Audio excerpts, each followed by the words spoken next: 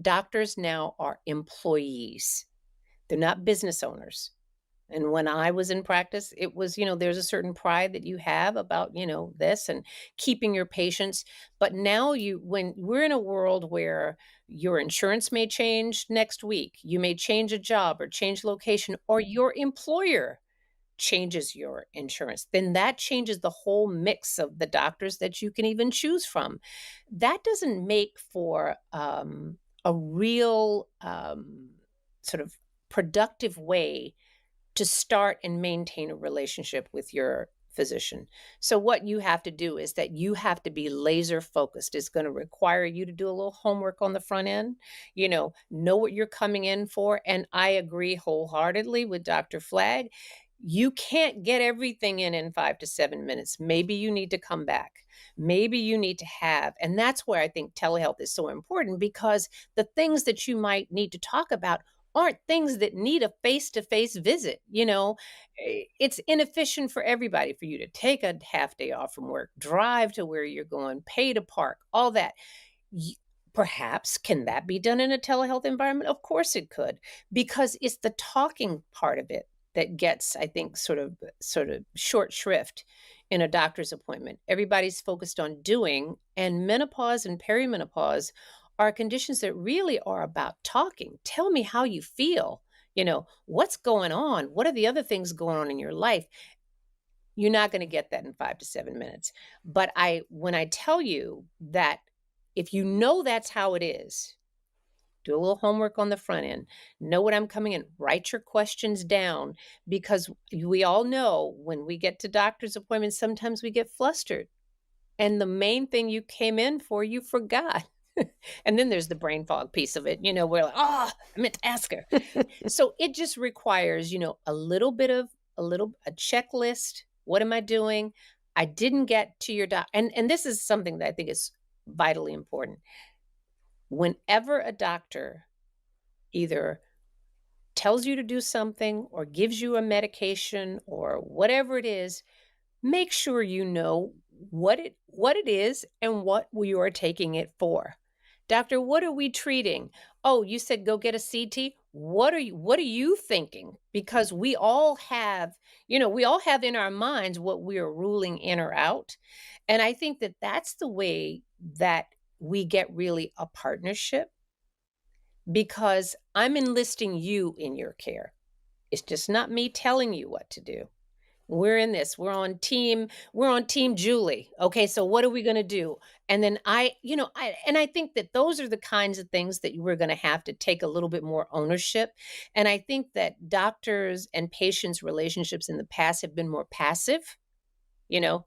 I'm just gonna do what the doctor says, or the doctor said this or whatever. And we've got to realize we have I think it's an opportunity. It's not necessarily, we don't have to look at it as a negative, but it's an opportunity for you to take a little bit more charge of your health and your health care, and certainly as you age. I'll piggyback on that. Dr. Malone, like, I feel like I've gone rogue a little bit when it comes to medicine because we really do run a model outside of the insurance system and we have a whole team with different paying levels and all that other stuff. But the reason for that is our visits are about 45 minutes to an hour long. And we take that holistic approach. Now, I challenge myself with how do we make this bigger, right? Not make it niche, right? I feel very burdened, responsible, whatever the word is for that. And I do think telehealth is part of the answer, but the other part of the answer are these books. I mean, I feel like these books that you've written, that I've written, that others have written are almost like your companion advocate for you to be prepared no matter who that practitioner or provider is for you. Because while we run a collaborative model in our practice, I also have physician friends and colleagues, and I know the stress and burden to your point that they're under. Like you can barely, get, how are you? Okay, let's check this. Okay, we're out the door because it's all about RVUs and production. And so until we change medicine, which I feel like we need to do, and I'm very passionate about that, I feel like the resources from experts like yourself, that is a way to begin to advocate for yourself because you can start to build that team.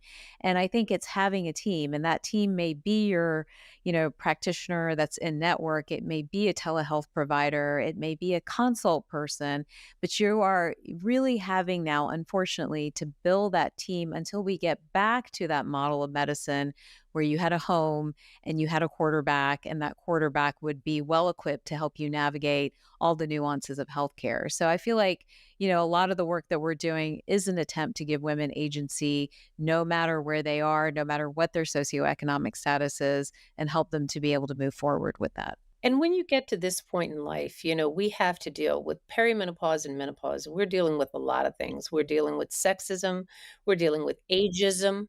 I think that we in the medical profession generally, we have we've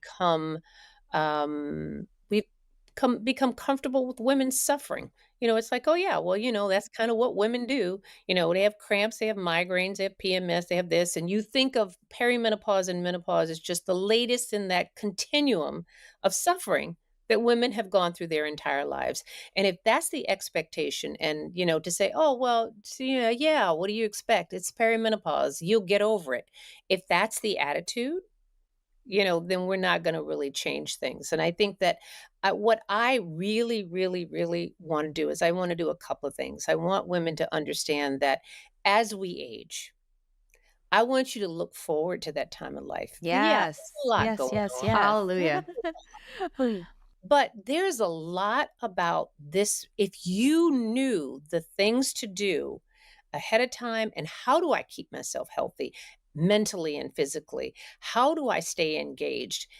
This could be the best time of your life. We're going to spend anywhere from 30 to 50% of our lives in our menopausal years. And you know what? And I think that one of the things that has been so good about the conversation of late is that we've sort of changed the face of menopause.